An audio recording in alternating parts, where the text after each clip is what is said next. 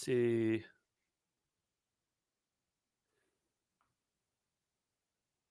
Okay, so we are going live here, everybody. I believe we are now live on the latest episode of Sinocism Live. Today we have a great guest. He's been on the podcast a couple times, and he was gave a great guest contribution this week to Sinocism. Chris Johnson.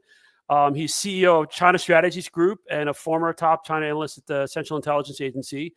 And so I wanted to bring Chris back on. We can talk about the what we learned from the plenum communique yesterday, and also give maybe some context for the US-China and the talks that are happening in a few hours in Malaysia, and then maybe next week in South Korea. So Chris, thanks for coming back on. No, my pleasure. It's great to be back, Bill.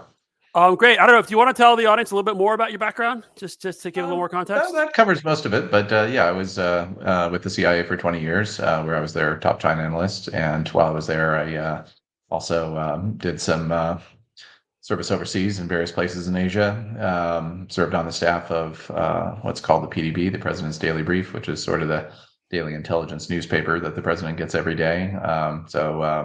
When I was doing that job, I was working with Colin Powell when he was Secretary of State, and then Condoleezza Rice when she succeeded him, and so on. Great job, but not a lot of fun.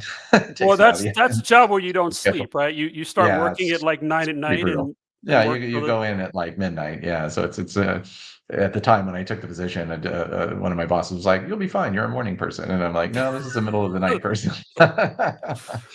But then in 2012, I was asked to take up a position at the Center for Strategic International Studies, DC think tank, as their chair in China Studies. So that was a great tour, and I was there for about 7 years. And I established my consultancy business at that time.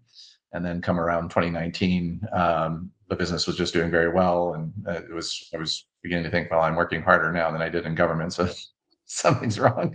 And so I just decided to do the business full time and maintain a relationship with CSIS. And I now live in New York, so I'm a fellow with the Asia Society's China program as well. So, oh, right, the Center for China Analysis, right?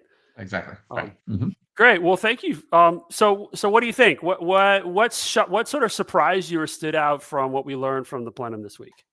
Yeah, well, I think maybe step back. We knew the PLA was going to be, a feature, right? In the sense that 3 days before they opened the plenum, they purged 9 generals, 8 of whom were Central Committee members, 2 of whom were CMC, Central Military Commission members, and 1 of whom was a Politburo member. So, and as we know from the party charter, only plenums can, deal with that housekeeping, right, in between party congresses. And the Central Committee piece of it was pretty straightforward because, that's just a simple affair of replacing removed members with alternate members. So that is, low maintenance, I guess we could call it, for the leadership. So that left the Central Military Commission slots, potentially restocking there with 2 vacancies, and maybe, the defense minister, Dong Jun, would it be his time to join the CMC as the defense minister typically had been? And then also, what were they going to do with the Politburo slot? And I think there arguably is a very static outcome, right? In the sense that they did move Jiang Shengmin, who had been a member of the CMC already, and the more importantly, the Military Commission's Discipline Inspection Secretary, right, the anti-graft fellow within the military. So they did advance him to a vice chairmanship of the Military Commission, thereby filling the hole, that Hu Weidong had left by his detention and expulsion from the party. But they did not give him Hu Weidong's Politburo seat. So, that obviously was interesting. And I would imagine that is Xi Jinping communicating to his military that, even for what we might call the survivors, and there's very few of them now within the CMC, you still have to be punished, right? Because your outfit is a mess. And we'll see, so that was not taken care of. Similarly, the CMC was not restocked, right? So we did not see any hint of a possible succession, even though Zhang Youxia is already, 75 years old, and will And be Jiang Zemin 77. is what, 67, I think. Yeah, he's up there. It's either 67 or 68. So theoretically, he also should be leaving, right, in 2027. So there's a certain amount of and Liu Zhenli, the current chief of the general staff, is also, I think, senior in age. So they're going to have a big reshuffle at some point, and it seems that Xi Jinping didn't feel now was the time. The political work department, which is obviously very important in a party army, we have to remember the PLA is the parties, the armed wing of the party, not the state military of China. So that position is very important because that oversees the political work in the PLA, right? So we presume that Jiang Zemin, as vice chairman, will be handling that portfolio as well, in addition to his discipline duties and vice chairman duties. So it's kind of like the civilian side, right, where Tsai Chi, Xi Jinping's sort of right-hand man, has a zillion titles, that in previous Politburos would be dispersed, right, among several of the members. He has them all in his hands. And so Xi Jinping sort of seems to like this. It's a kind of odd parallel in some ways, right, between their system now and the U.S. system, where Secretary Rubio has like 12 titles, I think, or something. So that political position, the political war department is vacant. I would think that also reflects Xi Jinping's angst. I mean, we've seen dozens of political commissars fall in this reshuffle. And so it's pretty clear he's unhappy with that. That goes also back to the new regulations, right, that were put out, I believe, in July, talking about, bringing the integrity of political officers back, right, and letting them re-earn their dignity and things like this, right? So that was pretty clear there was going to be a big purge there. So it feels static there too, in the sense of there's unfinished business with the Central Military Commission, and Xi Jinping, I guess, felt now is not the time. My guess is it's a reflection. The term I've been using is things are still too hot inside the military, as in very active with these investigations, to be able to make those moves at this point. And normally, like with the CMC, right, there's the party CMC, there's the state CMC. The party CMC is the one that matters. We'll see some announcement the next, probably at this MPC standing committee session that's underway, that Jiang Zemin is also vice chairman there, but it sort of doesn't matter. Right. Correct. But normally the CMC has a head who's, usually general secretary, in this case, Xi Jinping, 2 vice chairs, and then how many members? 4? Of recent, it has been 4. Yeah, exactly. And now there's only 1 member, right? It's a pretty lonely job for Liu Zhenli. The vice chairmen are outnumbering the members, which is a very unusual position within the CMC. So it's still a mess, and that's obvious. And I think it's interesting as well in the sense of they were facing a tension, right, going into this plenum, as you and I have discussed. My working theory earlier this year was that this was going to be a problem, in that, they, as we know, Xi Jinping, for reasons unknown, decided to withhold the 3rd plenum of this central committee cycle for several months off of its normal cadence, right? So we found ourselves now dealing with the 4th plenum this year, but with a 5th plenum typical agenda, improving the 5-year plan. So my suspicion was, I thought they may want to get all this the Central Committee housekeeping out of the way by holding a 4th plenum before, now somewhere between Beidaihe maybe and now, and then do the 5th plenum with the normal agenda. But they didn't decide to do that. And the reason why I thought they might do that is because a typical 4th plenum has a party affairs or ideology sort of agenda, so it would make sense. And also the 5th plenum with a 5-year plan, it's a bad look, right? You want to, the leadership wants to be projecting positive energy about how amazing confidence, the government is doing on the economy. And so to then have to say, oh, there's all these corrupt people that we have to get rid of, kind of takes some of the air out of that. And I think very clearly they also deliberately chose to signal by publishing the attendance numbers, right, of the full and alternate Central Committee members, that there's a lot more housekeeping to do. So that will require another plenum at some point to presumably expel those people from the party. And back to the PLA, it was interesting too, because the way it works with, there's a body of alternate members who get selected at the party congress, and then they sort of slot in order normally if there's a vacancy, right? But in this case, I believe there were 8 PLA delegate alternate members who were all jumped over, who skipped. Which including one who's the head of the CMC general office, Fang Yongxiang, which is a very important job. So again, it looks like we got the announcement last Friday of the He Weidong and Miao Hua and the other generals but it looks like there's a lot more to go. Oh, yes, yes. And I think it relates to some of the alternative theories, about what's going on within the PLA.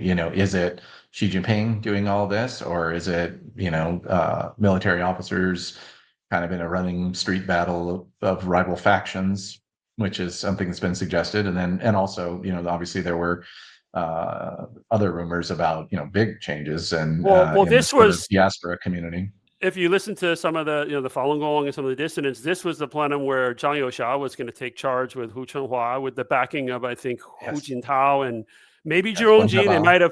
Jiabao. They might have given Zhirongji a special shot to wake him up and, have him arise. Exactly. And no, but seriously, there was an image going around of the alleged likely new CMC that had, I think, Zhang Youxia, and then was chairman, I think, and then Hu Chenhua was the Yes. vice chairman. I mean, it was just gibberish.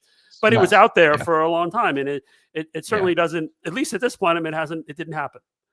Well, and I think we need to draw a distinction, right? There's that sort of outer limit stuff, and then there's reasonable conjecture about whether it's she or something happening in the PLA. I think that there's a reasonable case, to be made on that.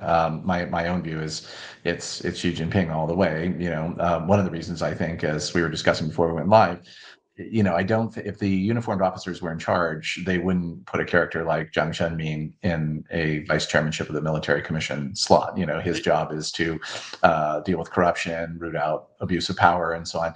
As I was joking with you, it'd be like in a U.S. police force, making the head of internal affairs the police commissioner. It just wouldn't be accepted. He's basically the Grim Reaper in the PLA, right? Yeah, exactly. And also, you mentioned the alternate members that were skipped over, and also there was a revelation in the communique of one other senior Rocket Force general that clearly is still under investigation because he wasn't expelled yet.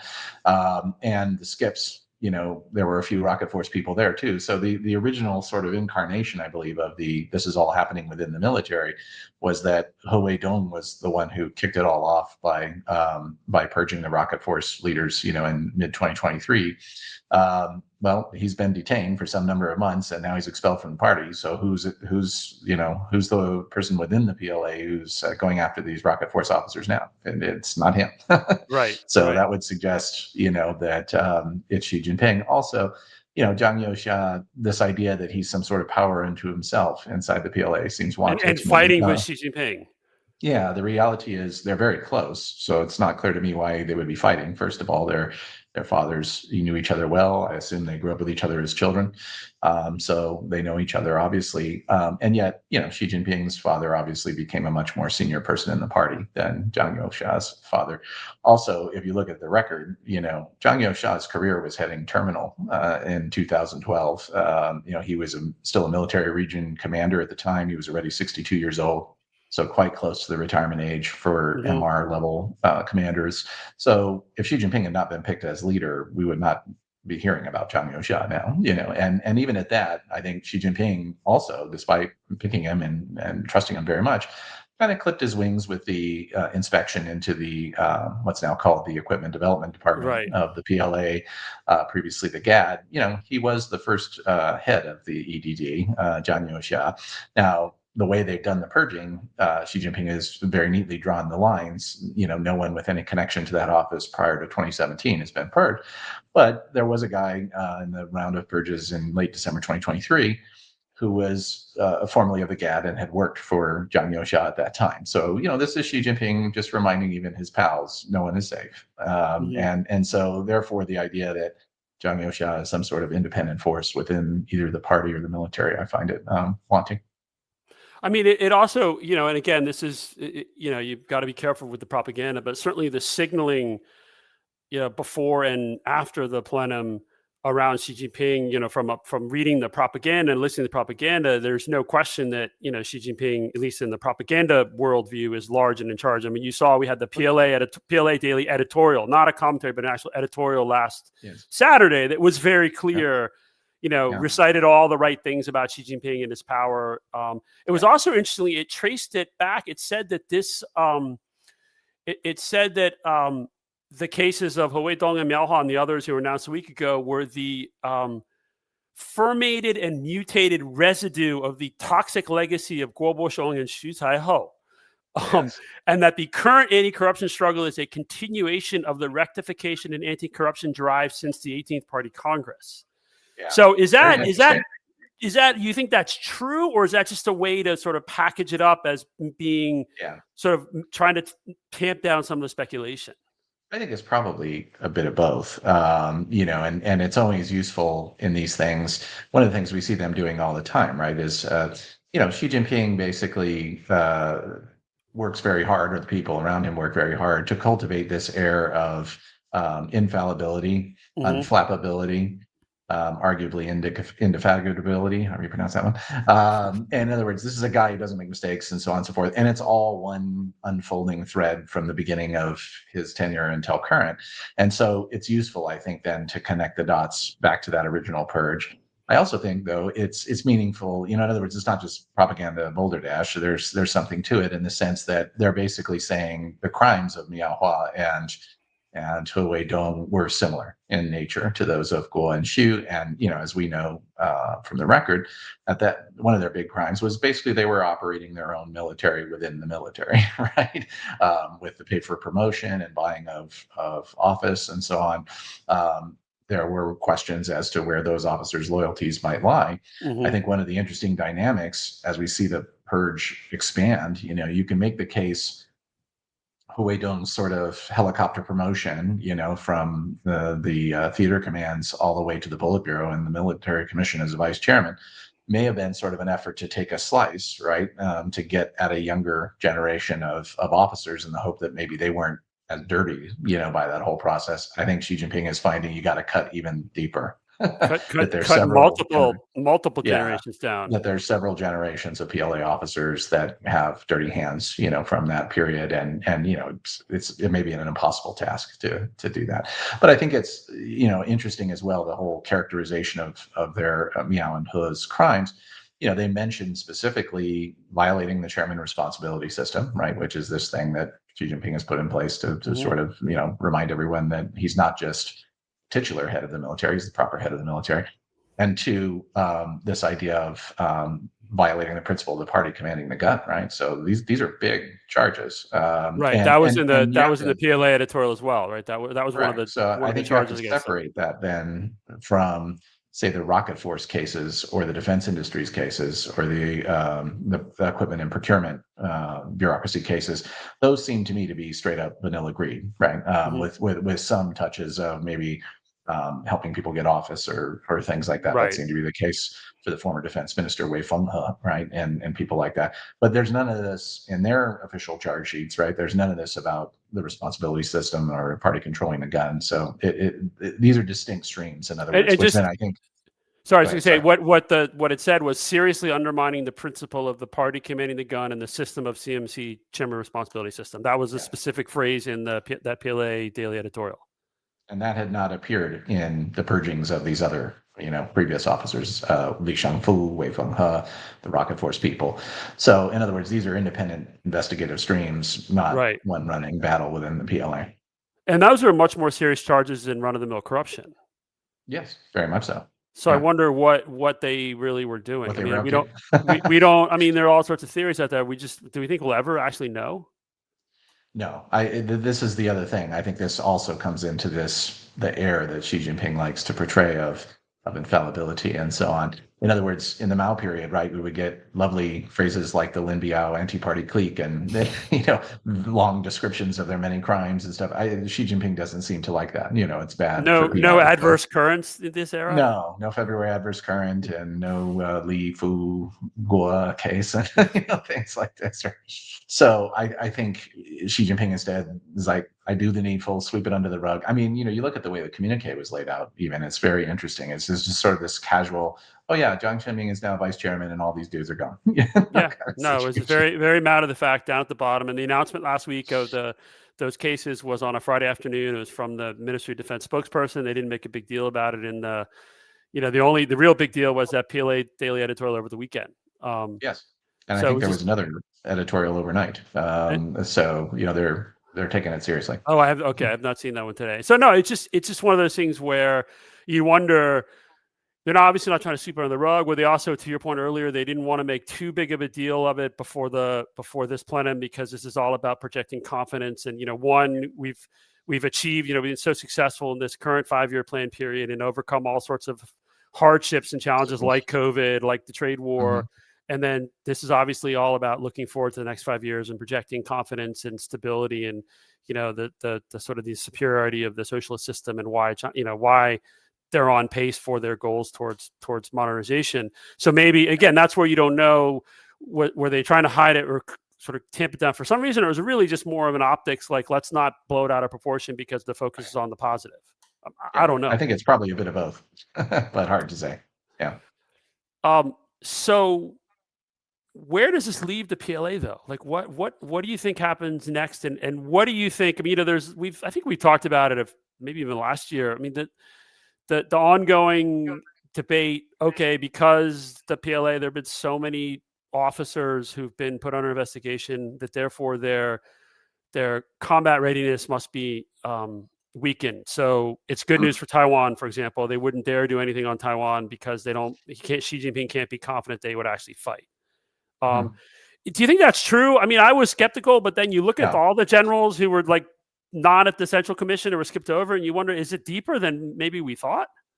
Well, it's definitely broader than we thought, and I think this is another area where, kind of more simple explanations about one faction versus the other. It seems like every grouping or career background in the PLA is being targeted, right? I mean, if you look at some of the speculation, most of the political theater commanders, the 5 theater commands after the PLA reorganization in 2015-16, are missing. The commissars of those units are missing. I mean, isn't there like only one or two are not missing? I mean, I mean, I think there's one of them or something who's actually been seen. Well, interestingly, the Central Theater commander, which covers Beijing, of course, this presumption was he was missing because he didn't lead the parade as that person in that billet typically would, the military parade that happened in early September.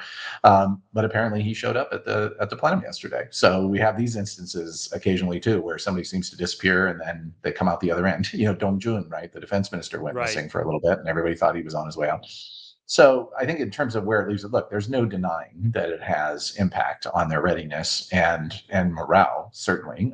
And if you're, some observers I think have rightly pointed out, if you're in that institution and you're watching people drop left and right near you, your interest in taking initiative is not particularly high. It's the same dynamic on the party side, right? These local officials are terrified, right, to do anything because if they do, they might get in trouble.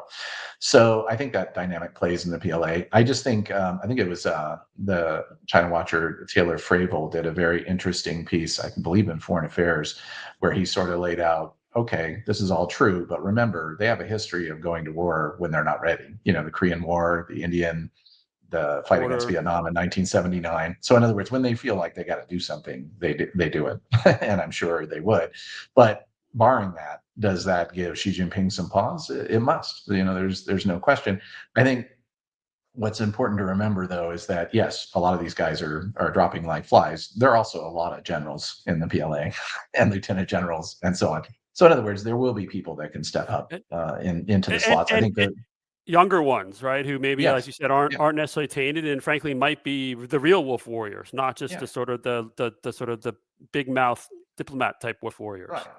Just to give one brief example, in the most recent round, the previous commander of the People's Armed Police, which is sort of the paramilitary force in China that was created after Tiananmen to have something between the regular police and the military, to do crowd suppression and so on and so forth.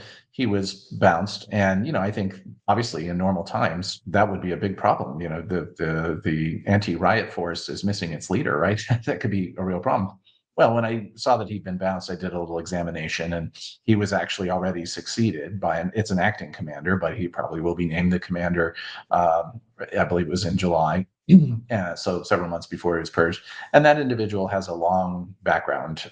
He was in the 13th Group Army out west in China, where his job was suppressing Tibetans, basically, right? And he'd been serving as the Wu Jing, the PAP's deputy since 2023, so he kind of knows the drill. So in other words, my point is there are people who can step up into the positions probably without a tremendous loss of operational Right.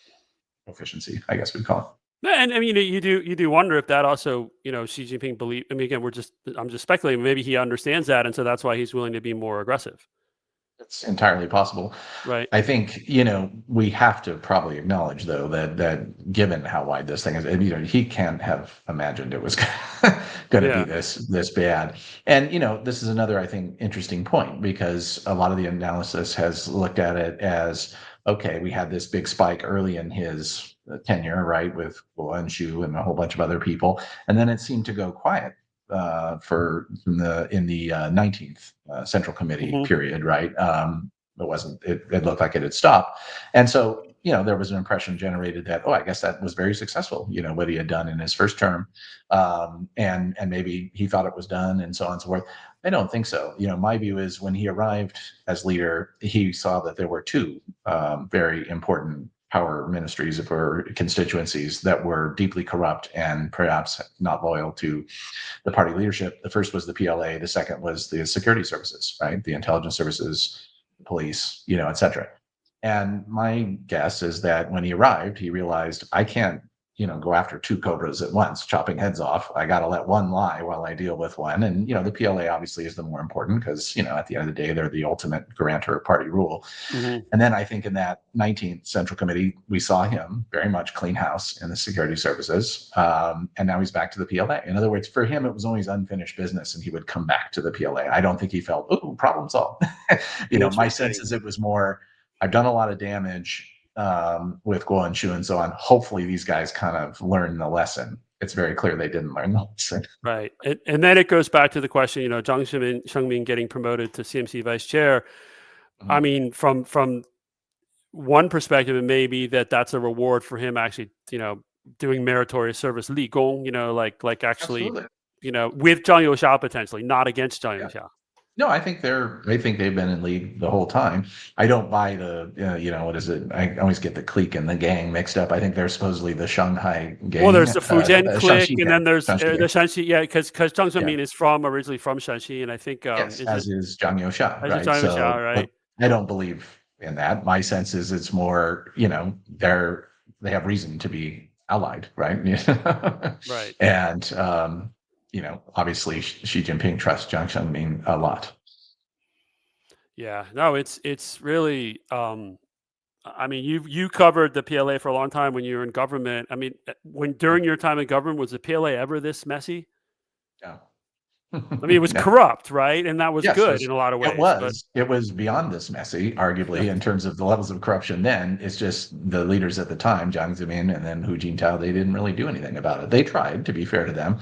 And for Hu Jintao, he was always, sort of in a cage, constrained, because Jiang was still pulling the strings, in the PLA, despite having retired, at least right. publicly.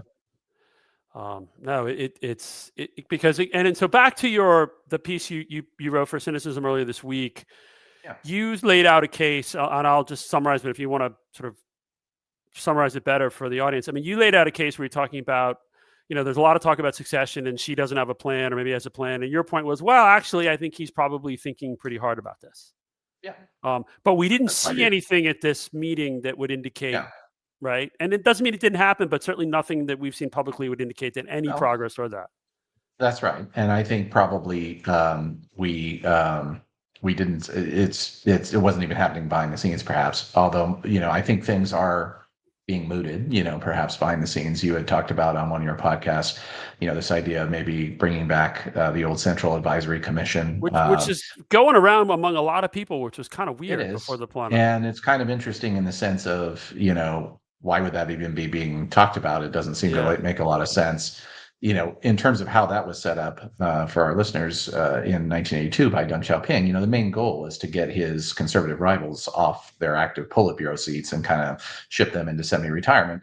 A, to give Deng more ability to run the country, B, to, he was serious, I think, about rejuvenating the leadership. They knew it had Hmm. to be done, things like that. You could argue that CAC sort of backfired on Deng Xiaoping in a way, in that instead of shuffling them off, it kind of gave them a platform to retain influence.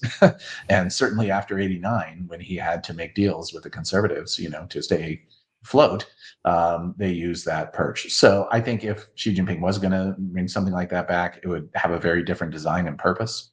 Perhaps it would be a place for him to store some of his current cronies who, probably will have to step off the Politburo. So, Hmm. move them to the second line as well. As my former agency colleague, John Zinn, has written very persuasively, there is this problem that has to be solved at some point. There's going to be an intergenerational transfer. That could be a problem in the sense that Xi Jinping will be of a generation that's very different from those leaders who are going to probably join the Politburo in 2027. So would it be a good idea to keep some of, and also I believe John wrote about this idea of Xi would be dealing with his cronies or proteges, in the sense of those guys are probably the ones who are going to make recommendations to Xi for new leaders. And so would it be a good idea to have sort of an intermediated, intergenerational vehicle through which Xi can be, the Delphic oracle Hmm. at the top, and those guys are intermediating policy between him and their cronies. It's hard to know for sure, but I find it interesting, and maybe we're all thinking about it harder than the Chinese are, though. So there is Well, that so bit. she is 72 or 73? Yeah, 72, I believe. Yeah. 72. So I mean, he's actually pretty young. Yeah, no, you can be around for a while. My point in writing the article was really more just to stimulate some thinking, right, and not get trapped in formulaic boxes. Right. And also, I think also to sort of, I think it's important in a topic that's this sensitive and important for geopolitics and U.S.-China and so on. But also, just it's a very dark, opaque system, right? It's very Hmm. black. So we have no idea what's going on, and I just find it lacking, to suggest that he's just going on willy nilly and not even thinking about it when he spends so much time thinking and discussing the dynastic cycle, the fall of the Soviet Union, Party and what was history. a major problem in all of those episodes? It was not handling the succession well. So Right. my view is it's wrong to suggest that he's probably not thinking about it. I do think, oftentimes the reason given is that he's another Mao, or another Stalin maybe, or something like that. I don't see him that way at all. I think there are huge differences in there backgrounds, personalities, leadership styles. He's his own man, and he may be thinking about it. He's just been cagey about saying anything. And I think, again, we get stuck in the old think very easily. We're looking around for the successor to go on in the training position and be there for 5 years and all that. I don't think Xi Jinping thought that was a good formula. Well, right. You know? He lived that, right? And so we do He wonder, did. like, how, like, from his perspective, how did that work? And I think you he thought it know, didn't work. He watched, as I said in the piece, he kind of sat there and watched Hu Jintao be feckless and fiddle while the party was burning, and so that didn't work from his and perspective. then he was, I don't know. Do you think it's fair to say he was stuck with Li Keqiang as his premier, I think that's a at, reasonable at least at assessment, the yeah, beginning? because those decisions were not made by him. Certainly, I mean, he Right. would have had a voice in it, but it was the party barons around him that were negotiating those changes. Sure. It's also interesting because he made such a concerted effort to effectively neuter all the party elders not long after he came into power, and then Yes. in one scenario for succession, he'll, back to the CAC idea, he'll be the party I, elder. I think there's a lot of that, right? Do as I say, not as I Right. do. I mean, there are strong, he's clearly doesn't like corruption, but some of his family members are arguably the most corrupt people in China, so. No, and it does not appear that there's the North Korea scenario. When we've not seen his daughter, No, not so yet. I Although don't that think was that's interesting speculation when she showed up at it was the dinner with Lukashenko, I think. And right, right, right. Remember yeah, that was during the summer rumors that she was somehow sidelined, in trouble, had a right. stroke. I don't know. there was stuff going around online where they were examining a scar on the back of his neck, and then someone else was looking at the size of his earlobes to see whether or not it was actually Yes. a body Body double. double. I Yeah, mean, yeah. I No, guess it's possible, but it it's doesn't. entertaining. Certainly, a few months on, it looks like a lot of those rumors were incorrect. Yes, Because he had to a say the stroke. least. He had a stroke 2 weeks ago too. If you listen to the rumors, Yes, he's had a lot of strokes. yeah. I like what you said on your podcast recently about TCM being The truly amazing. the magic of the TCM stroke cures. I don't know. Yes, exactly. No, but so I mean, Well, so here we are. to be fair, I mean, the reality is, my cousin is an actuarialist for a major U.S. insurance company. He's over 70. He's overweight. He was a heavy smoker for years, High a stress job. heavy drinker as well, and he's in a high stress job. So No, it's it's certainly a possible. possibility. Yeah. But again, here we are. You regular listeners know my skepticism about these rumors. At some point, they'll be right, and I'll be wrong. But I think we're still at the point now, at the end of October, where certainly there's nothing that I think observable publicly looks like Xi's power is weakened at all. Is that a fair statement? Yeah, absolutely. And I think it also speaks to, there was the thing from a couple of months ago where they announced that the party had established this new body for like coordinating between the leading groups and Coordinating stuff like mechanism, that. right? Yeah, yeah. And that a lot of people were theorizing that was, as you mentioned earlier, Hu Jintao and Wen Jiabao and these guys, and that they're going to be on this thing and controlling Xi Jinping. I think what's the wonderful woman scholar's name, Holly Snape. I think she did a great job of explaining what that's really about, from my perspective.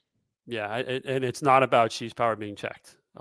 At least that's not what it appears to be. and certainly, fast forward to now, there really aren't any indications that that's the case. Well, and this has been the odd sort of element of this. The purge of the military people suggests that his control over the military is weak. How many central military commissions does he have, members does he have to fire before people acknowledge he's kind of doing whatever he wants? That doesn't suggest weakness to me. Right. I mean, I think, again, people want to believe what they want to believe. And the problem is, as you said earlier, it's just such a black box. It's so opaque. And, we're all left to make a case for just about anything. Right. And then, and my default is always, well, let's see what's actually happening that we can observe. And so far, at least observably, as you said, it doesn't. I mean, as one of my early managers at CIA told me on occasion, sometimes a banana is just a banana. In other words, I tend to be an Occam's razor guy unless and until there's a reason not to be. So it's okay. That's good advice. So one last question on the plenum before we can switch to the US-China stuff is: was there anything else in the communique that surprised you or stood out to you? Not really. I mean, I think if anything, we're spending a lot of time in part talking about the personnel stuff because the 5-year plan is so boring, right? It's basically just saying what we expected, right? We're going to carry on. We're going to carry on technology, industrial upgrading, manufacturing powerhouse. All this stuff is just going to keep on rolling. Again, this idea that Xi Jinping likes to show this is all one continuous unfolding master plan, right? And the stuff that I think we would have liked to perhaps see, more insight about approaches to Social Security and other things that help people have more money in their pockets so they can be more interested in consuming. Some sort of indication that maybe they're willing to draw back manufacturing's share of the economy and let services, expand again. Definitely not the vibe of the communique. And then maybe there's more that comes out as we see some of the actual details of proposals. We're going to get the decision document, and presumably we'll get Xi Jinping's explainer or speech to the plenum in some form, and that will give us more insight. And that's important because there certainly have been cases. The third plenum, for example, the good old third plenum, and the 18th Party Congress, the communique didn't say a lot, and then the decision document came out and was like, boom, it was massive. So we don't know if that's what will happen here. I'm skeptical, but we'll certainly get a little bit more detail, and then obviously we'll get a lot more detail on the plan when it is formally approved at the National People's Congress session next spring. No, but beyond that, I didn't see anything else that really surprised me.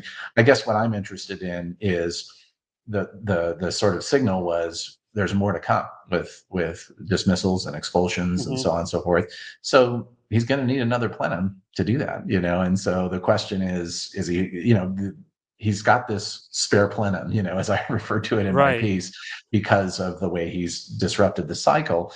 Is he saving that, for some reason? And would we perhaps see at that meeting, the restocking of the CMC, maybe a few changes to the broader Politburo, who knows? But it's certainly possible.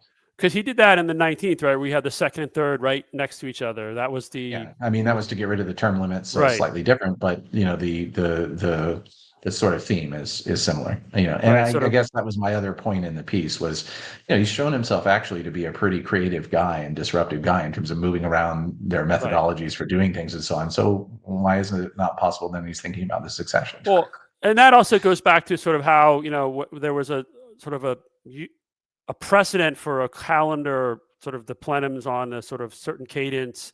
I guess Mhm. according to the party constitution, it has to happen once per calendar year. Is that right? But I that's think it. it's annually, not necessarily within a calendar year. So within a 12-month period, Okay, and you have to have one. so there was again he then at least in the 19th and now the 20th was kind of out of cycle, and so people said, oh, it's delayed because of fighting, Right. infighting.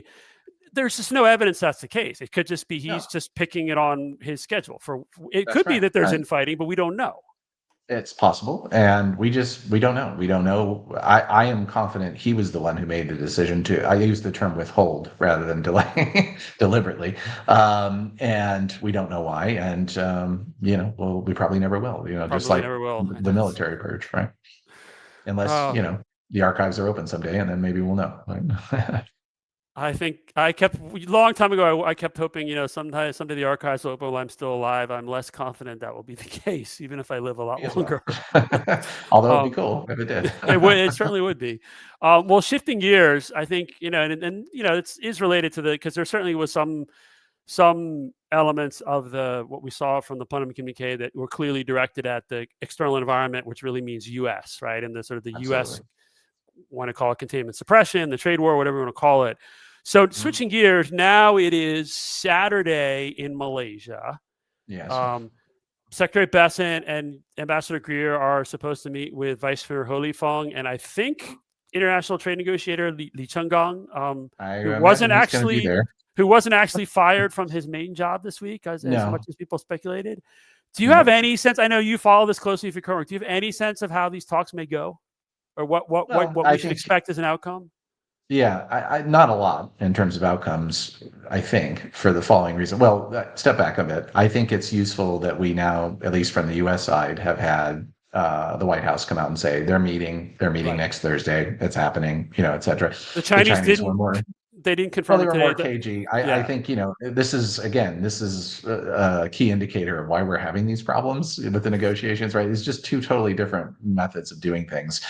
You and I were talking about this yesterday, and I was quite confident the Chinese wouldn't confirm the meeting so far out. It's just not their style, they right? don't. Yeah, to that's what they do. to do so. They didn't deny it either, and I don't think it's a problem for the talks that they didn't confirm. It's just how they do things. So my guess is the purpose of the current round of Besson Greer to Holy Fung discussions is to do what they've done in the preceding 4 rounds or 5, however many we've had now, which is okay. We've talked. We're going to stabilize things. Try again, and so on. And Roll on over, the one hand, extend the like yeah, the tariff, yeah. But whatever you call it, the window or the. given what we've seen of the nature of the two leadership styles and governance styles, Mhm. they're not going to be in a position to say any of that, right? That's going to be saved for presumably for the leaders meeting to announce. So I would expect they'll come out and sort of say we made progress. The leaders are going to sort it. Hang in there. Everything's relatively fine, and then we'll see what agreements may come out of this And meeting. I mean, I think we should keep expectations low, arguably, for the Trump-Xi interchange in Korea as well, simply because anything like the supposed grand bargain or even more modest deal related things, I think they'll want to have that happen in the context of a bilateral summitry, right? And it seems to me that the landing zone, if you will, for some sort of larger deal is next year because of all the potentiality. Trump has said he will go to China early next year. The Chinese are hosting APEC next year, so in theory, Trump will go for that, and then we are hosting. The U.S. is hosting the G20 in Miami in December, so Xi Jinping could make a reciprocal, state visit. So there's a lot of leader to leader potentiality next year, and so my guess is we're going to do another sort of soft reset. There may be some things announced around soybeans and the like, right? Aircraft purchases. I mean, it's an interesting move by the U.S. to announce the 301 investigation on the Phase 1 trade agreement literally as they're going into these Well, talks. and just for listeners, the USTR just, I think, like an hour or two ago announced that they were opening a Section 301 investigation of China's adherence to the original Phase 1 trade deal from Trump 1, which we all know that for various reasons, and each side blames the other, the Chinese didn't come anywhere close to fulfilling the purchase commitments, correct? Now, to be fair to the administration, they have said from the word go that they were going to do that, Right. to conduct an assessment. You remember when they first came in, there were the series of EOs, right, and the Yeah. memos and so on. And And on the list on China was a review of Secretary China's performance. Bessent at one point said he expected China to catch up. Yeah, exactly. And so it's no surprise, but the timing isn't that Timing great. is right. Maybe the administration would argue that, well, they dropped the bomb on their rare earth new regulations right before the last set of meetings. So now it's our turn, or during the last set of meetings. So maybe it's the U.S. turn, but it's not helpful, I don't think. But maybe it is also an effort at some pressure tactic to get them to make some purchases, right? Because obviously they didn't make most of the purchases they were supposed to under the Phase 1 agreement. I just wonder if the U.S. expects that the Chinese will back off on those new rare earth export controls.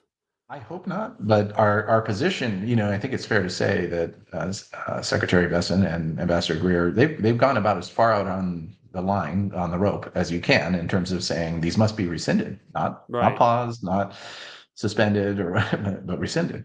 And I just can't see the Chinese doing that. My understanding as well is that on the ground in China, the relevant ministries, MOFCOM in particular, they're calling in the local foreign chambers of commerce and other foreign invested enterprises and telling them, they're not saying, oh, we made a boo-boo, we're gonna withdraw these. They're saying this is your new reality and here's how to navigate the system.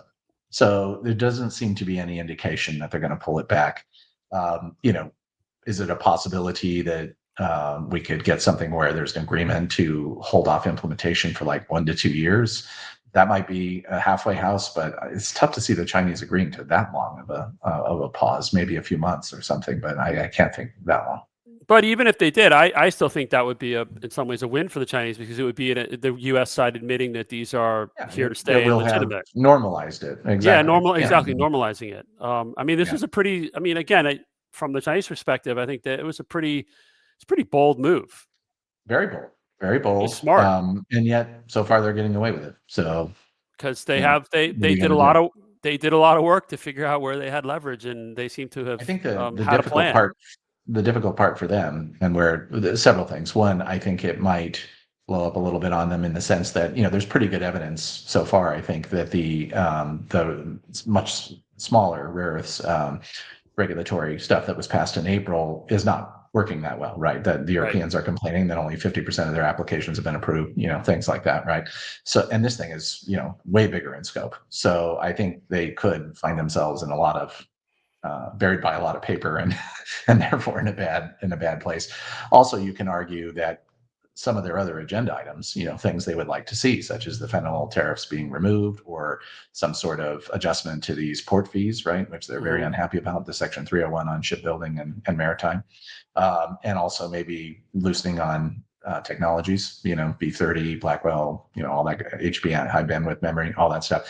It makes it difficult for the administration, I think, in the course of the talks to put these things on the table when they've just taken that big move, and the administration therefore can't be seen as saying, okay, I'm letting you keep these new regulations, which I've said are Mageddon, basically, right. And I'm going to give you the following other 9 goodies for what in return. So they might have harmed themselves in that sense with it. So let's not, I just want to be clear. I don't think this is a, 100% yay China move.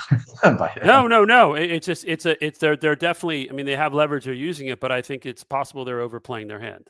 Yeah, it's possible. I think, there's been some suggestion from administration cabinet members that there's an awareness on the Chinese side that they've overplayed their hand, or Xi Jinping didn't know what was happening or things like that. I think the effort there is probably to, in any other country you'd be dealing with, you're kind of doing your foreign counterpart a solid, right? You're giving them a way out. But, in the Chinese system, Xi Jinping is not unaware of things and does not make mistakes. Right. I mean, the idea that this was rogue, I think Secretary Bessent went after Li Chenggang, and, the idea that this was a rogue vice minister is actually inside that system. I don't think it's not a useful out for Xi Jinping. It makes it look like he's not in control. That's right. And also though, I mean, I think to be fair to Secretary Bessent, I think there is something there in that we see that MOFCOM is a very hardline institution, on this stuff.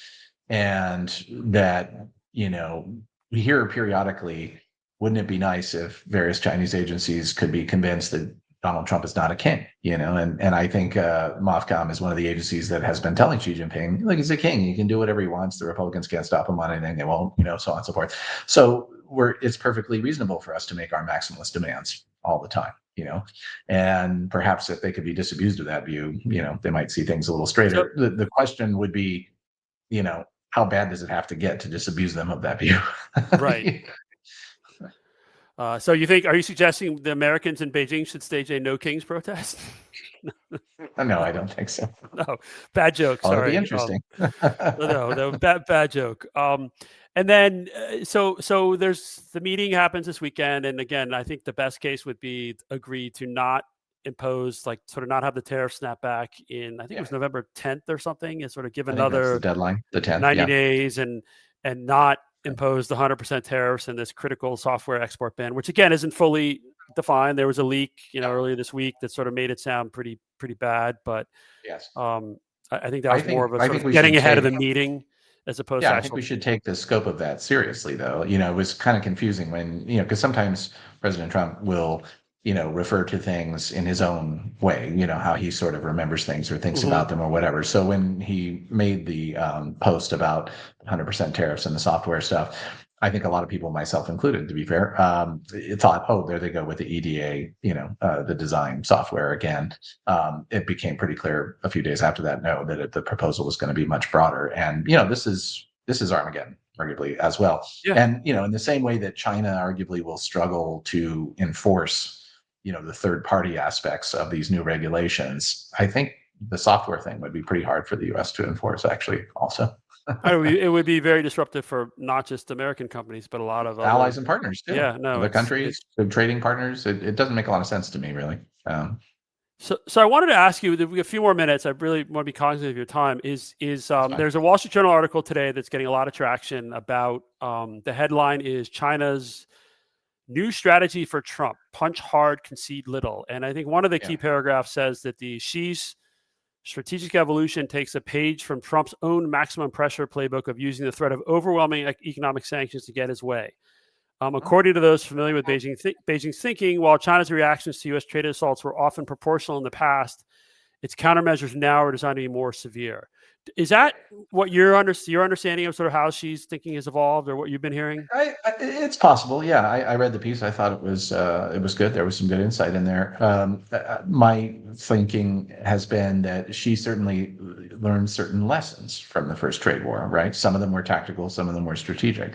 I think the first round of dealing with Trump. Right, I think the tactical stuff related to the interactions between Trump and Xi early in the first administration. So my understanding is, Xi Jinping largely feels he made three mistakes at that time. The first was agreeing to come to the US first rather than having Trump go to Beijing.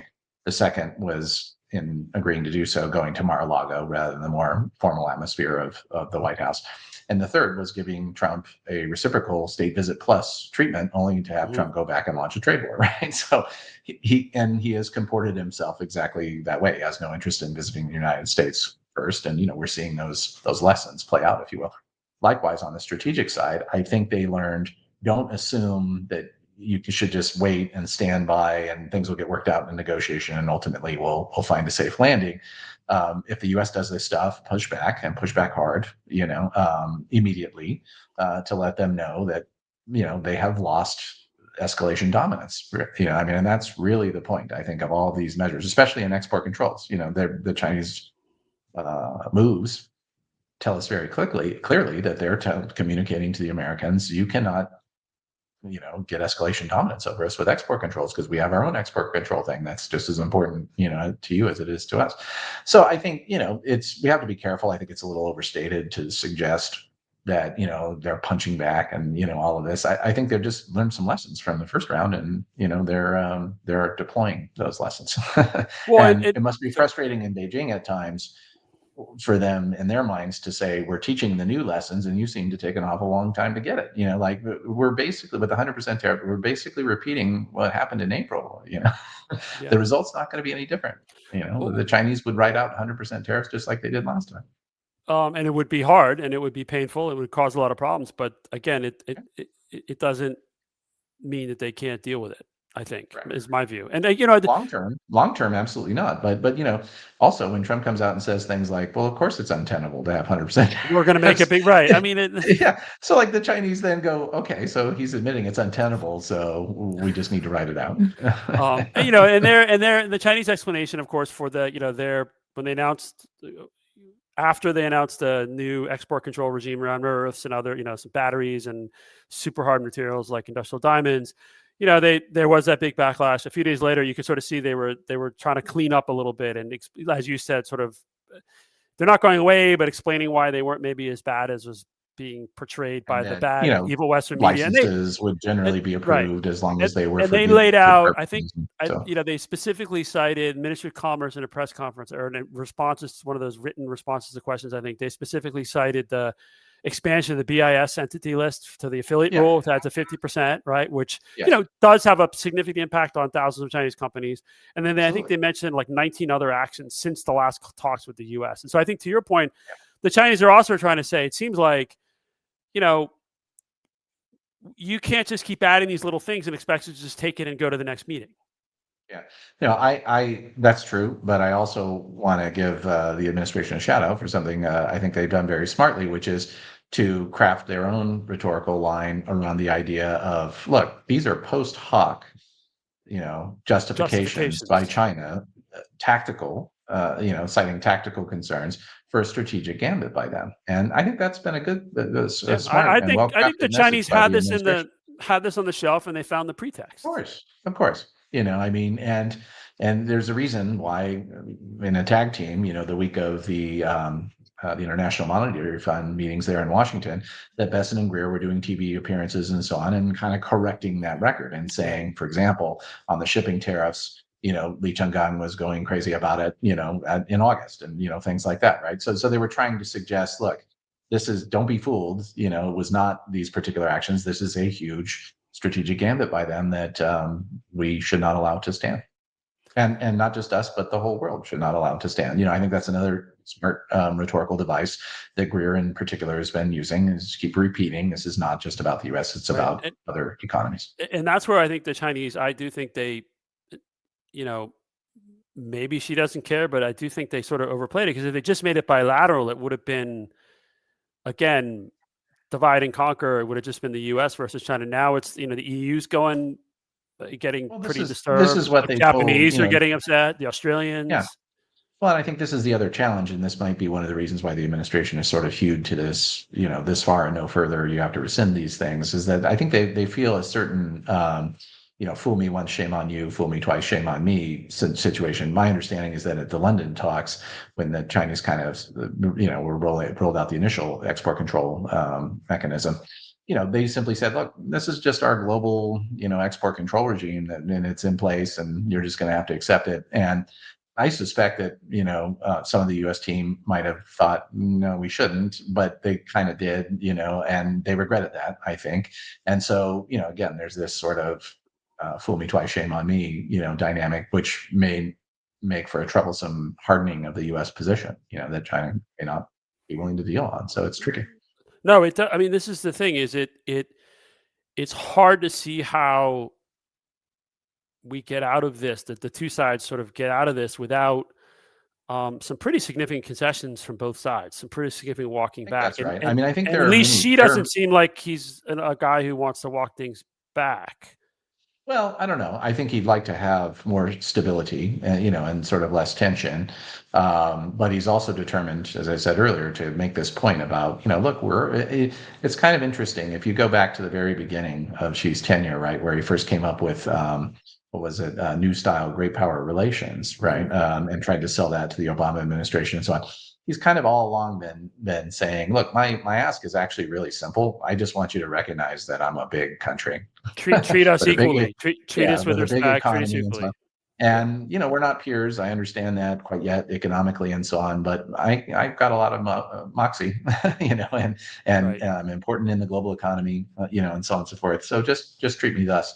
And, U.S. actions just sort of keep saying, no, we can still control you like it's, the post-Cold War period. And so I think she must get frustrated with that periodically. And, I also think they really do believe their own rhetoric on things like, well, if the United States can have a foreign direct product rule, why can't we have our own version? And if they I can mean, have it's export not controls, why can't unreasonable we for have them our? to. It's not unreasonable for them to take that position, though, is it? I mean, this is the problem.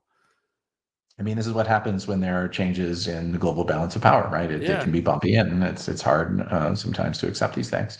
And No. arguably, in some ways, more so than say Biden, I think Trump kind of accepts that, right? I mean, he's always saying they're a powerful country. Xi Jinping's a really bright guy, and he's amazing. All this Really stuff. powerful, So really maybe strong. he's the leader who actually does kind of give them that credit. I don't know, but it's messy for sure, and it's difficult. I think there could be some sort of mini swaps that could be done. Like, for example, it seems pretty clear the Chinese are really wound up about these port fees, the shipping stuff, because it's Hmm. very expensive, to their firms. Could it be that the U.S. says, okay, we'll pause implementation of that for a year or whatever, and you pause the implementation of this new regime? There could be deals. One of the things I think that's been difficult in the run up to this current set of talks that's coming up tomorrow is that both sides have been quite hot. They're angry with each other, right? And so Yeah. it's hard then to think about those kind of trades, that might make for a smooth outcome. Well, we're at an hour. I just have two more quick questions. Sure. First, Taiwan. Do you Hmm. do you think Xi Jinping will be asking Trump to change language around Taiwan to say that the U.S. opposes independence? Yeah, that's been reported that he's interested in that, and maybe even preoccupied with it. That's sort of his main objective here. I'm a little skeptical of that. I think the reality is the Chinese have been asking for that for a long time. Right. That this Several is not a new thing, administrations. right? This was Oh, this it's was in not the new. Biden administration for sure. They've always wanted this, and so, but I'm not sure it's his number one preoccupation. My sense is they recognize that there'll be a lot of obstacles to it in the U.S. system. Yes, granted, this administration doesn't have people like Matt Pottinger or Secretary Pompeo, who were pretty forward in their support for Hmm. Taiwan. So those voices aren't there to tell them, hey, this has many consequences, because you could see President Trump, not necessarily knowing the history and all that, might be sort of, what's the difference between do not What's support the and big deal, oppose? right? What's a Yeah, couple it's couple words? semantics. What's the big deal? So you need somebody in the administration to explain to him, well, no, actually, it's not that. And but one thing that might be effective, I think, in that sense, we know one thing we know about President Trump is I can't remember who it was. I think it was Uncle John or somebody scared the crap out of him about nuclear war when he was about 7. Yeah, and so he's got a very firm view. I don't like nuclear war, Good. and so one could say to him, if we change that position on Taiwan, we would be undermining our credibility to allies like Japan and Korea, and they'd have no reason not to go nuclear. Yeah, maybe that has some impact on steering him off on that. So I think Xi Jinping would pocket it if he could, but I don't think it's a driving preoccupation of his, as has been suggested. And I think they probably conclude that despite the absence of more pro-Taiwan folks in the administration, somebody in there is going to tell Trump this is a bad idea. Might be Rubio. He would have, Yeah, and as a entirely senator, he possible. certainly would have said it You'd was a be a bad good idea. candidate. Yeah, he'd be a good Um, candidate. I mean, unfortunately, like all of them, he just can only say yeah. that Trump is amazing. Well, last question is, what else should I have asked you? What else do you want to pass on your wisdom, That's some of your tough. wisdom to our audience? That's really tough. I think it's that maybe it's that we can end on a bright note. Even though there are these tensions in the relationship and the talks are strained and so on and so forth, I think in April, right after Liberation Day, and then China's response and so on, because there's always been this notion, right? Oh well, we should just decouple with them, and so on and so forth. Both leaders looked over the edge, right? They saw what decoupling would be, a complete freeze of global trade, Mhm. basically, and serious pressure on their respective economies. And I think they said, no, that's not good. And so yes, the talks process is messy, and there's lots of this tit for tat and all of that, but we're still talking. And I think both leaders have been affirmed. In other words, they got a little mini test case on what decoupling would look like for their respective systems, and it's ugly. right? That's not a good thing. Or at least So maybe sudden decoupling. Maybe suddenly, yeah, the like a lesson sharp break, right? is Yeah. more And managed so decoupling. hopefully then that mindset leads them to say, even when things are difficult, okay, this sucks, but let's keep going because the alternative is really, really bad. Right. Although, and I will say that the rare earth stuff certainly makes it impossible to not decouple at least around that, or at least try Well, to. it's interesting, right? I think again, the U.S. may have shown the Chinese a lesson, as the Chinese like to say, on this one, in the sense that, and I would include myself in this camp, I would not have expected this Australia deal, to emerge, in part because my understanding was that they were talking to the Australians, about such things in the course of the trade negotiations over the reciprocal tariff numbers, for Australia. And I think Australia at that time was pitching to the administration, we've got all this stuff. But what they were asking for was, we'll bring that to the table, but we want a concession from you on this reciprocal number, And I think the administration at the time sort of said, look, if we're going to invest, we're going to invest in Mountain Pass and, America first, right? And so on. I think senior folks in the administration now think, with some reason, I think, that it might be an easier road to hoe with not just them, but other allies, the Europeans and so on, because we're not simultaneously negotiating reciprocal tariff numbers with them, So that's been settled. And so maybe now there's more room to think, okay, we actually have to get serious about this and do it. That said, even the Australia deal, which I think is amazing, is, we're 30 years behind the Chinese in terms of processing capability, manufacturing, of it, and so on. Mountain Pass's technology is 1970s technology, I think, or 80s at best. It's not a So 6-month solution. There's no no, magic bullet. and even if you do a Manhattan project, 5 years minimum and probably longer. And so I suspect the Chinese sort of think, if I can have a 10, 15-year window on this, that's good enough. And it's giving me some leverage in the short term. That is, I mean, it's really, again, it's I think close on the fact that Chinese did learn a lot from Trump 1, and one of them was to come much better prepared this time. Yes. No, I mean, and again, you kind of question it. You say to yourself, they were hiding this stuff in plain sight. In other words, they were building this regime, right? The export control regime, the laws around it, and so on. All public. The first response to the fentanyl tariffs was not just tariffs. It was sort of pulling the sword out so you could see the blade slightly of the different kind of things they could do around critical minerals, export controls, rare earths. I mean, the unreliable entities lists, all those measures. They were signaling, and I think, I don't know. I mean, one of my guesses is maybe that she was just like, these guys aren't getting it, so smack, right? Could well be. Anyway, well, Chris, thank you so much for your time. It's always great to talk to you. Thanks everybody who logged in to watch us live. This will go out as a recording in the next couple hours or so you can watch it over. It's a great weekend listening, watching. I guarantee you'll really enjoy it. And Chris, as always, it's great to talk to you. Thank you. Thanks, Bill, for the opportunity. Thanks, everybody. Okay.